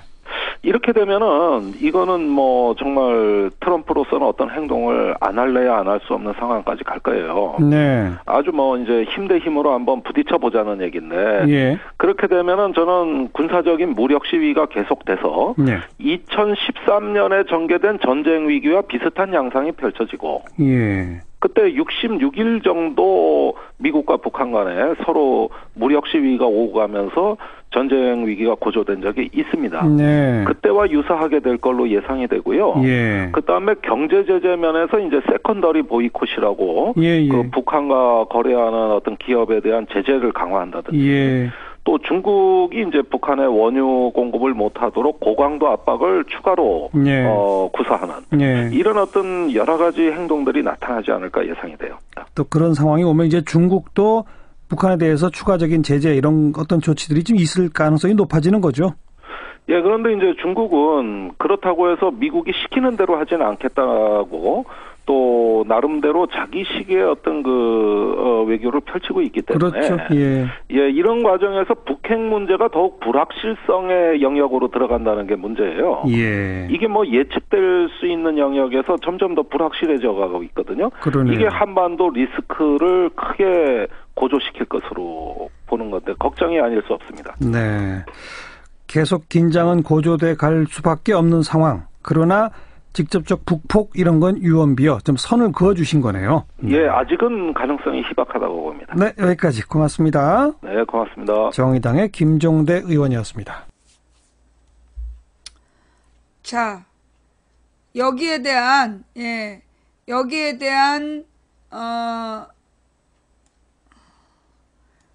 미국의 또 입장이 또 하나 나온 게 있죠. 예. 미 국무부 장관, 북한 시험 중단하면 대화할 수 있다. 대북 정책 변화 시사. 틸러슨 장관이 북한의 정권 교체 목표가 없다며 대화 강조. 미중 정상이 대화론 합의한 거 아니냐라는 관측도. 예. 자, 4월 전쟁선언은 유언비어다라는 게 이제 김종대 의원의 주장이고요. 민중의 소리 기사인데요. 한반도 긴장이 고조되고 있는데 렉스 틸러슨 미국 국무부 장관이 북한이 모든 핵실험을 중단한다면 북한과 대화할 수 있다고 밝혔다. 또 북한 김정은 위원장 등 암살 계획에는 아는 바가 없고 북한 정권을 교체할 목표도 없다라고 강조했다. 이는 기존의 미국 대북 정책에 상당한 변화를 시사하는 것으로 그 귀추가 주목된다. 뭐야? 우리나라 언론에서 김정일 목을 따는 참수작전에 동원됐던 항공모함이라고. 아유, 썩을놈 새끼들. 그거 다 개뻥했던 거 아니야? 어? 김정은 참수작전으로 항공모함이 왔다며? 에? 아이, 어쩐지 썩을놈 새끼들 진짜. 틸러슨 장관은 9일 미국 ABC 방송 대담 프로그램에 출연해서 최근 미중 정상회담과 관련해. 그러니까 이게 9일이야. 현지 시간으로 9일이면 어저께잖아. 그죠? 어저께 이미 얘네들이 이렇게 발표를 했다는 얘기네. 두 정상은 북한의 심한 상황에 관해 폭넓은 대화를 나눴다며 중국 시진핑 주석도 위협과 상황의 심각성이 새로운 단계에 도달했다는 점에 동의했다고 말했다. 그러면서 시 주석은 북한이 그들의 미래에 이러한 무기들이 필요하다는 생각을 바꾸도록 하는데 협조하는 등 많은 제안을 피력했다라고 전했다. 자, 이게 이제 이 틸러슨 장관이 이제 텔레비전 방송국에 나와서 얘기한 거야. 중국이 행동에 나서는 것에 관해서 기다리고 지켜봐야 한다며 우리가 미국 정책 변화를 중국에 설명하고 추가적인 조치를 요구한 지 2주도 되지 않았다라고 설명했다. 그러면서 우리는 중국이 할 것이라고 보고 중국도 그런 의사를 피력했고 중국이 행동을 취하기 위해서도 시간이 필요하다라고 강조했다. 근데 이제 이 두 가지 문단은 지금 이제 이 중국하고 동시에 발표된 게 아니잖아요? 요런 중국의 입장에 대한 발표는요, 요거 좀 조심해야 돼요. 이 기사를 우리가 무조건 믿을 수 없는 게, 왜냐하면 이렇게 양국가의 입장이면 이건 동시 발표했어야 돼. 예. 동시 발표했어야 됐는데, 지금 동시 발표한 게 아니라, 이 틸러슨 장관이 중국의 입장을 자기가 일방적으로 얘기한 거야. 그러면 이 중국에 대한 부분은 이 사람 틸러슨의 주장이지, 이게 중국이 동의했는지는 알 수 없는 거예요. 예. 틸러슨의 이 말은 중국이 여기에 동의했는지에 대해서는 우리가 중국의 입장을 확인해 봐야 되는 거야. 이게 원래 양국의 정상회담을 했잖아. 그러면 정상회담의 결과에 대해서는 그 정상이 공동으로 발표한 내용만 인정해야 되는 거야. 근데 지금 정상이 둘이 발표하지 않았고 그리고 이게 지금 국무부 장관이 자기의 입장에서 설명했다라고 설명하고 있는 거기 때문에 요거는 그 미국의 입장이라고 봐야 돼. 예, 미국이 중국에 대해서 기대하는 기대치를 얘기하는 거지. 이게 중국이 여기에 합의해줬다라고 함부로 판단하면 안 되는 거예요. 예. 자, 우리는 이제 북한에 대한 부분만 좀 보자고. 북한의 대륙간 탄도미사일이 미국 본토에 도달할 수 있는지 등에 대한 평가에 관해서 평가는 어렵다. 그러나 분명히 김정은은 미사일 운반체제 개발에서 중요한 진전을 이뤘고 그 점이 미국에 가장 우려하는 바다. 그러면서 모든 형태의 진전은 미국에 큰 우려를 주고 있다라고 거듭 강조했다. 이어 우리가 바라는 것은 더 이상 테스트를 하지 않고 분명히 그들 핵 프로그램이 진전이 없어야 하는 것이라며 우리가 북한과 추가 대화를 하기 위해 모든 이런 실험을 중단해야 한다는 점을 분명히 요구한다 했다고 밝혔다. 그러니까 북한의 핵실험을 중단해달라 이런 얘기야. 그동안 했던 테스트들, 그동안에 한 거는 테스트들인데 그걸 통해서 계속 핵무기를 개발시키고 있다. 이 진전이란 말이 핵무기가 개발되고 있다는 얘기야. 나아지고 있다. 이걸 중단해달라 이런 얘기야. 또 우리의 목표는 분명히 한반도 비핵화이며 북한 정권을 교체할 목표는 없다. 이거는 미국의 입장이야. 미국 국무부 장관이 북한의 정권을 교체할 목표가 없다라고 공식적으로 얘기한 거야. 미국의 국무부 장관이 중국의 입장은 대변할 수 없지만 자기 국가의 입장은 대변할 수 있는 거야. 예. 그러면 이게 뭐냐면 북한 정권을 교체할 목적이 없다. 한마디로 우리나라 종편이 떠들고 있는 참수작전이니 뭐니 이거는 쥐접하는 소리란 얘기야. 그것은 우리의 목표가 아니라고 다시 강조. 그러니까 김정은 참수작전은 목표가 아니라고 2번 강조한 거야. 북한의 핵 프로그램 개발이 신뢰할 수 없다는 것이 모든 문제라고 강조.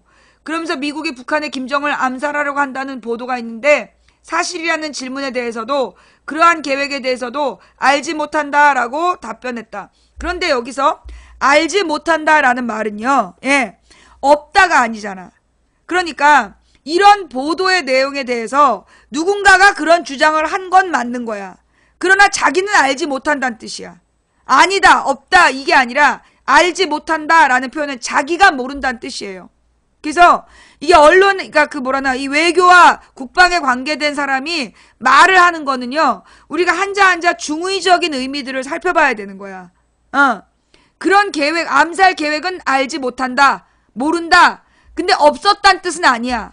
있을 수 있어. 그런데 자긴 모른다라는 뜻이고, 다만 지금 위에서 북한의 정권을 교체할 목표가 없다. 한마디로 이 참수작전을 통해서 북한 정권을 교체할 거라고 우리나라 종편이 떠드는 건 사실이 아니다라는 얘기예요. 예. 자, 틸러슨 중국과 협력하면 대화가 유용할 것이다. 지금 틸러슨의 주제는 중국하고 협력해야 된다는 얘기야. 지금 이게 일요일의 분위기하고 어저께 분위기가 다른 거야. 그러니까는 이제 미국의 현지 시간으로 8일 분위기와 9일 분위기가 달라진 거예요. 무슨 얘기인지 알겠어요? 이게 미국의 8일 분위기는 대화가 완전히 쪽난 분위기였고 중국과 미국이 각자 사진도 안 찍고 헤어졌다. 그러면서 굉장히 부정적으로 얘기를 했단 말이야. 8일날. 그러니까 이제 우리나라 시간으로 토요일날. 그러니까 우리나라 이제 이게 민간인 네트워크 아따 신난다. 이제 중국이랑 이제 끝났다. 요때 이제 우리가 한판 벌이자 이러면서 사고를 쳤는데 우리나라 시간으로 월요일, 미국 시간으로 일요일에 틸러슨이 이런 인터뷰 방송 출연을 해서 얘기를 한 거야. 그러면서 지금 중국과 협력하면 대화가 유용할 것이다. 한마디로 중국하고 대화를 하고 협력하겠다, 하고 싶다. 이런 얘기를 지금 밝힌 거죠. 그죠? 예. 일부 분석가는 상황이 유동적이다. 위기가 일정 기간 지속될 것이다. 틸러슨 장관의 이날 미국 CBS 방송 출연에서도 북한과의 대화 가능성을 언급했다. 틸러슨 장관은 최근 미중 정상회담 등과 관련해 매우 생산적인 의견을 교환했다고 말했다. 또 시 주석도 분명히 행동에 취해져야 할 만큼 어떤 위협 단계에 도달했고 상황이 중대했다는데 동의한 것으로 안다고 설명했다. 이어 북한 수뇌부의 사고방식의 조건을 바꾸기 위해 중국과 협력할 수 있다는 점이 희망적이라며 그 다음에 그 지점에서 아마도 대화가 유용할 것이라며 중국의 대북 압박을 통한 북한의 변화에 이어 북한과의 대화를 강조했다. 또 상황이 심각한 데는 이견이 없다며 중국도 이러한 위험은 중국 자신에게 중국의 이익에도 위협이 된다는 걸 인식하기 시작한 것으로 생각한다라고 덧붙였다. 틸러슨 장관이 북한이 추가적인 핵실험이나 미사일의 발사 실험을 중단한다면 대화에 나설 수 있다는 발언은 미국의 대북 정책에서 매우 중대한 변화를 암시할 수 있는 것으로 풀이된다. 지난달 15일부터 19일에 한중일 순방했을 때만 해도 대북 대화의 조건에 관해 북한이 핵무기, 대량 파괴무기를 포기해야 대화할 것이라며 이른바 선포기 후 대화라는 기존 입장을 강조했다.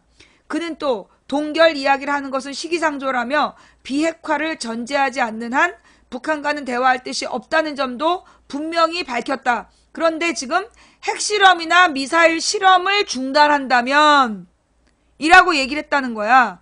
그러니까 이거는 북한에 대한 강경 노선이 조금은 뒤로 후퇴했다. 조금은 여지를 두고 있다는 뜻이다. 요렇게 지금 해석한다는 얘기네. 뭔 말인지 알아듣겠어요? 자, 따라서 틸러슨 장관이 미중 정상회담 직후 핵실험이나 미사일 발사 실험 중단이 대화의 재개 조건이 될 수 있음을 시사한 것은 육자회담 의장국인 중국에 대화의 판을 만들 수 있는 공간을 열어준 것으로 볼 수 있다. 그러니까 이제 지금 육자회담을 할 수 있도록 지금 중국이 대화할 수 있는 여지를 줬다는 얘기야. 그동안에는 이제 북한한테 핵무기를 모두 포기해라. 그래야 대화할 수 있다 그랬는데 실험만 하지 않으면 대화할 수 있다. 요렇게 뒤로 이제 물러나 준 거죠. 미중 정상회담에서 중국이 북한을 압박해 추가 핵실험과 미사일 발사를 막아낼 경우 중국이 주장하는 대화론 쪽에 기회를 줄 수 있다는데 양 정상이 합의했다는 관측이 나오는 대목이다. 이 말은 합의했다는 게 아니야. 이거 합의한 거 아니냐. 요런 말이 나왔다. 지금 틸러슨 입에서 요렇게 얘기가 나왔다는 얘기는 만약에 이제 북한이 실험만 안 하면 중국이 북한하고 대화하는 장을 한번 주선해 보겠다라고 비공개로 대화가 오고 간 거 아니냐.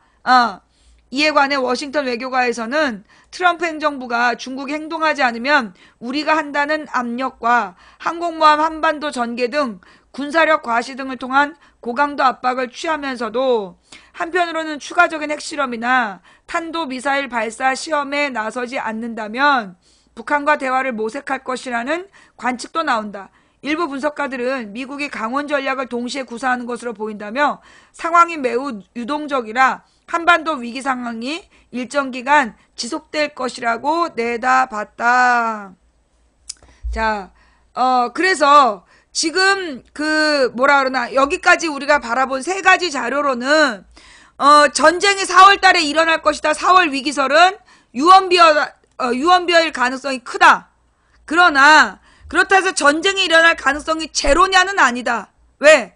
트럼프는 제정신이 아니기 때문에. 트럼프 약간 미친놈이기 때문에 트럼프는 미쳤고 푸틴도 미쳤고 아베도 미쳤고 김정은도 미쳤고 황교안은 무능하기 때문에 우리가 지금 전쟁은 100% 안 난다라고 얘기를 할 수 있는 상황은 아니다. 그러나 그렇게 지금 당장 막 전쟁이 일어날 거라는 주장은 근거가 없는 걸로 봐야 된다. 이게 우리 정부에서 공식적인 또 발표를 했어요. 뭐라고 발표를 했느냐 하면 4월 위기설 근거 없다. 우리와 협의 없이 미국 조치가 없을 것이다. 예, 미국의 전략 자산 운영, 이게 이제 핵 항공모함 이런 거야. 한미 간의 긴밀한 공조 속에서 이루어지고 있다. 정부는 11일 한반도 4월 위기설과 관련 최근 사설 정보지 등에서 거론되고 있는 4월의 한반도 위기설 등은 근거가 없다고 부인했다. 외교부 대변인이 이날 브리핑에서 한미 양국은 외교 국방 당국을 포함하여 북핵 관련 구체 사안에 대해 긴밀히 조율하고 있다며 이같이 말했다. 그는 미국의 선제 공격 우려에 대해서도 미국 전략 자산의 한반도 인근 배치 및 운용 등은 북한의 위협 및 도발에 대응하기 위한 연합 방위 태세 유지 강화 차원에서 한미 간의 긴밀한 공조하에 이루어지고 있다며 미국도 문제의 직접 당사자인 우리와의 협의 없이는 어떠한 새로운 정책이나 조치도 없을 것임을 분명히 하고 있다고 쐐기를 박았다. 북한 국방부 대변인도 미국의 일방적인 선제 공격 가능성에 대해 이건 한미 간의 긴밀한 공조를 토대로 굳건한 한미연합 방위태세하에서 이루어질 것이라며 모든 분야에 있어서 긴밀한 공조가 이루어질 것이라고 강조했다. 내가 볼 때 국방부에서 이렇게 우리 정부에서 오늘 3시 44분에 이런 얘기를 했다는 거는 어저께 제가 얘기했던 우리 방송에서 이야기했던 전시작전권 회수하라. 요 말에 대한 반응이 아닐까. 지금 우리가 이 상황에서 트럼프에게 작전 지휘권이 있는 게 문제다. 전작권을 회수해야 된다라고 우리가 계속 강하게 요구하다 보면 다음 대통령이 이걸 이슈로 만들 수 있고 그러면 결국 주한미군을 우리나라에 붙들고 있어야만 지들의 목숨이 유지되는 놈들한테는 지들의 목숨이 유지되는 놈들에게는 굉장히 불리한 상황이 되잖아. 그러니까 이제 원만히 지금 해결되고 있다. 4월에 위기설은 없다. 이런 이야기가 나온 거 아니냐. 결국 아까 얘기했던 주식 이야기. 이게 이제 내가 아까 그 3시쯤에 그 얘기를 했잖아. 이거 방산주하고 관계된 거 이거 뻥 아니냐. 그리고 3시 44분에 지금 이 뉴스가 나온 거죠. 전시작전권 회수하자는 말 때문에 얘네들이 지금 요런 반응들을 내놓고 있는 거 아니냐. 칼빈스는 왜 한반도 쪽으로 변침했나? 중국의 환구시보가 북한에 대한 공습은 서울의 재앙을 불러올 것이다. 자, 한마디로 이제 지금 그 전쟁 위협설을 얘네들이 막 퍼뜨렸는데 예. 그래서 뭐 칼빈 스노우가 우리나라에 온 건 내가 볼 때 트럼프의 쇼야. 트럼프 쇼. 트럼프가 자기 지지자들에게 자기가 뭔가 시리아도 정리했고 북한에도 압박하고 있다. 이런 뭔가 보여주기식 쇼를 했는데 그게 우리 경제에게는 심각한 문제가 될 수 있다. 이런 얘기가 나오니까 지금 쟤네들도 입장을 이제 그렇게 쇼하는 걸 좀 중단하고 있는 거 아니냐. 그리고 지금 북한하고도 대화할 수 있다. 근데 내가 볼 때 조금 아까 우리가 봤던 미국 국무부 장관의 주장은 그 강원 양공체계야. 그러니까 당근과 채찍을 같이 주는 거야. 지금 트럼프는 트럼프 쇼를 하면서 항공모함으로 막 시위를 하고 있고 한쪽에서는 대화가 가능하다. 그래서 지금 당근과 채찍을 같이 주고 있는 거지. 그래서 지금 중요한 건 뭐냐 하면 결론은 대화하자야. 우리나라의 이 그 종편이 찌끄레기들은 이게 막 마치 북한의 김정은의 목을 따라가는 그런 참수작전 할 거다 뭐 이러면서 막 그 설레발을 쳤는데 그게 아니라 지금 이제 트럼프 쇼의 목적은 지금 한반도 문제를 대화로 풀어야 된다. 그런 얘기라고. 자, 내가 어제 아침에 그런 얘기를 했어요. 예, 어제 아침에 내가 무슨 얘기를 했냐면 미국의 무기 사업자들이 주판을 굴려볼 거다. 그래서 지금 우리나라에서 전쟁을 해버려서 이 수도권이 날아가 버리면 그러면 장차 우리나라에다 장기적으로 지네 비싼 무기를 팔아먹어야 되는데 한마디로 물주가 죽어버리는 거야. 물주가 죽어버리면 지네들은 황금알을 낳는 거위가 죽는 거기 때문에 해마다 우리한테 고가의 무기를 파는 게 유리하냐 아니면 한 번에 전쟁으로 쇼하고 끝낼 거냐 주판단을 계산하고 있을 거다 라고 내가 어저께 얘기를 했잖아. 그죠? 예, 그 얘기를 한 거죠. 예.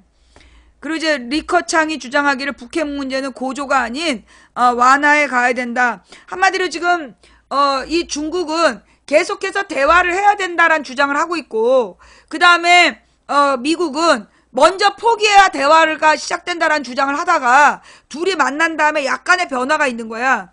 약간의 변화가 있는데 확정적 변화는 아닌 것 같고 지금 이제 중국한테 북한을 설득해봐라 라고 이제 어떤 여지를 주고 있는 중이다.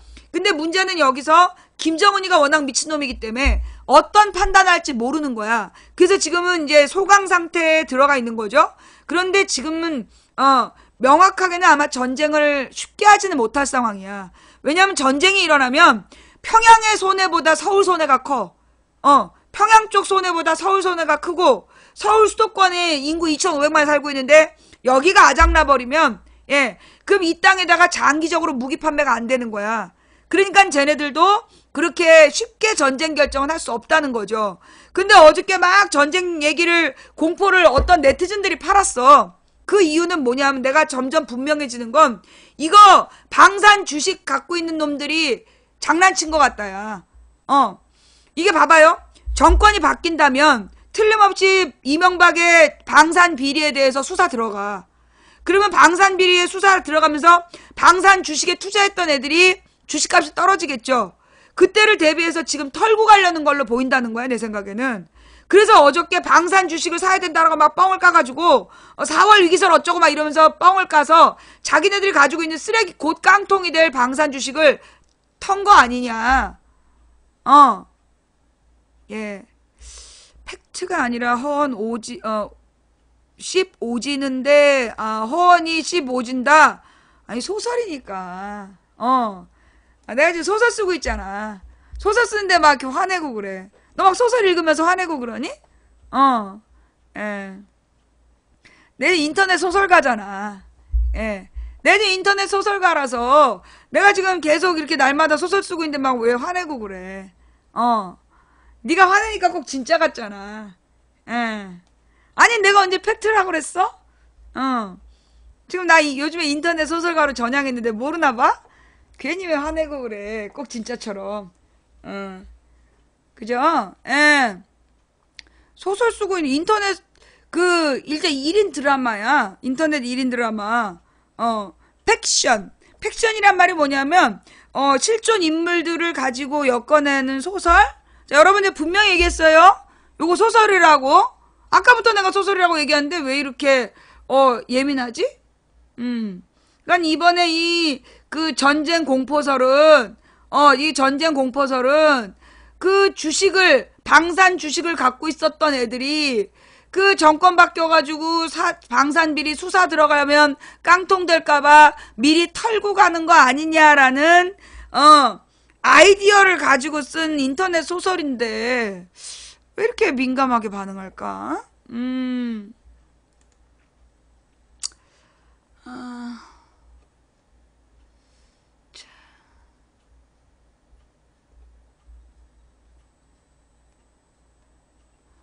잠깐만 내 목이 아파가지고 잠깐만 목이 아파서 좀 쉬었다가